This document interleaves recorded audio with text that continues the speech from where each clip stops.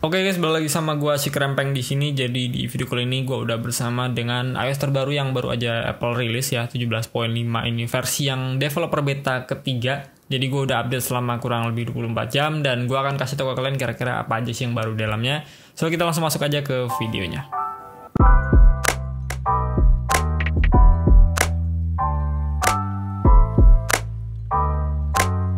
Ya, ini dia iOS 17.5 versi developer beta ketiga. Jadi gue udah update dari posisi awal di 17.5 beta kedua. Dan di sini gue mendapatkan size update-nya itu sebesar 626,3 MB.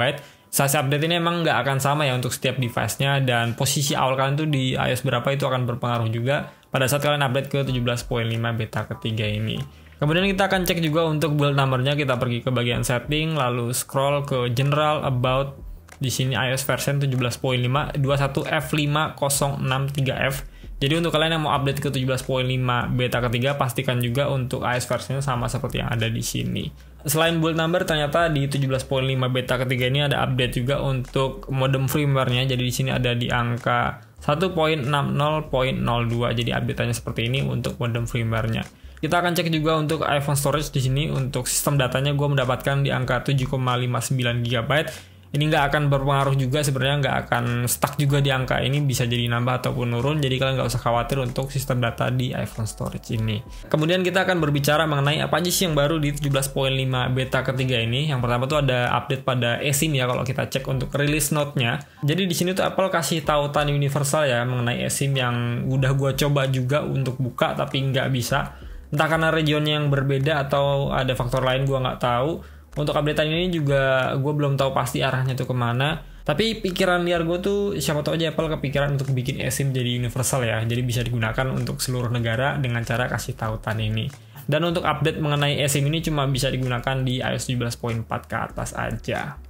Update yang kedua itu mengenai side loading ya. Lagi-lagi untuk para pengguna di region Eropa sana. Jadi pada saat kalian download aplikasi apapun itu, nanti di bagian pengaturannya tuh ada keterangan dari mana sih asal kalian mendownload aplikasi tersebut. Kayak contoh di sini ada aplikasi PayPal yang udah di-download sama orang di Uni Eropa, dan di bagian bawahnya ini ada keterangan marketplace itu dari App Store ya, artinya si PayPal ini di-download dari App Store langsung. Kalau kalian mendownload aplikasi melalui web browser tertentu, maka yang muncul di sini adalah web browser yang kalian gunakan. Tapi sekali lagi ini baru ada di region Eropa aja, jadi di region kita untuk Indonesia itu belum muncul. Kemudian di sini ada perbaikan bugs juga untuk aplikasi Apple Music. Jadi kan kita bisa mendownload musik tuh melalui seluler dan juga WiFi. Nah di 17.5 beta kedua kemarin tuh ada bugs ya, kita nggak bisa ngedownload si musiknya melalui data seluler, jadi harus pakai WiFi doang. Nah sekarang tuh udah di fix sama Apple, jadi sekarang bisa menggunakan data seluler untuk mendownload musik yang kalian inginkan. Untuk gue pribadi sih emang gue nggak ngerasain bugs ini, jadi kemarin tuh di beta kedua gue pakai seluler juga masih bisa download. Tapi kalau misalnya kalian salah satu orang yang mengalami bugs tersebut, saran gue mending update aja ke 17.5 beta ketiga. Perbaikan bug selanjutnya tuh ada di aplikasi kamera ya. Jadi pada saat kemarin gue pakai di 17.5 beta kedua itu gue alamin bugs ya, terutama di kamera depan. Jadi pada saat gue pakai dan gue jepret tuh hasilnya seperti ini, kayak ada flare gitu. Tapi di siang hari ini ya gue pakainya kayak ada pantulan gitulah yang bikin hasilnya tuh jadi nggak bagus kayak gini. Padahal di belakang gue tuh nggak ada cahaya yang benar-benar nyorot banget ke lensa ya, ke kamera ya. Jadi gue nggak tahu ini kenapa. Gue juga udah coba reset HP, gue coba di malam hari juga beberapa kali gue ngalamin hal yang sama seperti ini. Dan sekarang gue udah update ke 17.5 beta ketiga. Gue udah tes juga untuk pagi, siang, sore sampai malam hari itu gue nggak alamin lagi bug seperti itu. Jadi saran gue kalau misalnya kalian alamin bug yang sama di 17.5 beta kedua kemarin atau beta pertama, mending saran gue langsung update aja ke 17.5 beta ketiga ini. Ada satu bugs lagi ya mungkin yang belum di fix sama Apple, yaitu pada aplikasi timer stopwatch ya. Kalau kita buka clock di sini itu kan ada stopwatch, ada timer. Kalau misalnya kita start untuk timer di sini, dia akan ada keterangan di dynamic island-nya ya. Di bagian sini tuh ada animasinya. Jadi kalau misalnya kita pencet dynamic island-nya, dia akan langsung masuk ke aplikasi timer tadi. Sementara pada saat gue pakai stopwatch dan gue start di sini, di dynamic island-nya dia nggak muncul ya kayak timer tadi, jadi gue nggak bisa dapetin animasi yang sama seperti yang ada pada timer. Gue nggak tahu ini termasuknya bugs atau enggak, karena emang di 17.5 beta pertama kemarin tuh, beta pertama beta kedua tuh tetap ada untuk isu nggak munculnya animasi di dynamic island untuk aplikasi stopwatch ini. Tapi paling nggak di minggu depan tuh kan masih ada versi RC, jadi harapan gue sih tetap dimunculin ya, tetap dikembalikan untuk animasi dynamic island di aplikasi stopwatch ini. Oke, untuk hal yang baru dan juga perbaikan bugs tuh itu aja. Sekarang kita akan berbicara mengenai performa. Jadi performa dari 17.5 beta ketiga ini so far aman-aman aja, nggak ada masalah sama sekali. Gue pakai aplikasi yang sering gue gunakan. Gue juga hampir jarang ngegame ya, paling sesekali aja dalam seminggu. Untuk aplikasi harian yang gue pakai tuh nggak ada masalah sama sekali, nggak ada kendala, nggak ada crash, nggak ada overheating, itu nggak ada sama sekali. Jadi untuk penggunaan gue yang nggak heavy user banget itu aman-aman aja. Sementara untuk Geekbench-nya gue udah tes juga di sini, ada compare juga dari beta 2 kemarin.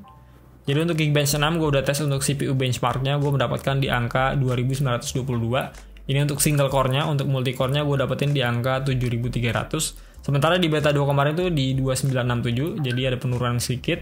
Lalu di multi core-nya dapetin 7287, ada kenaikan juga sedikit ya.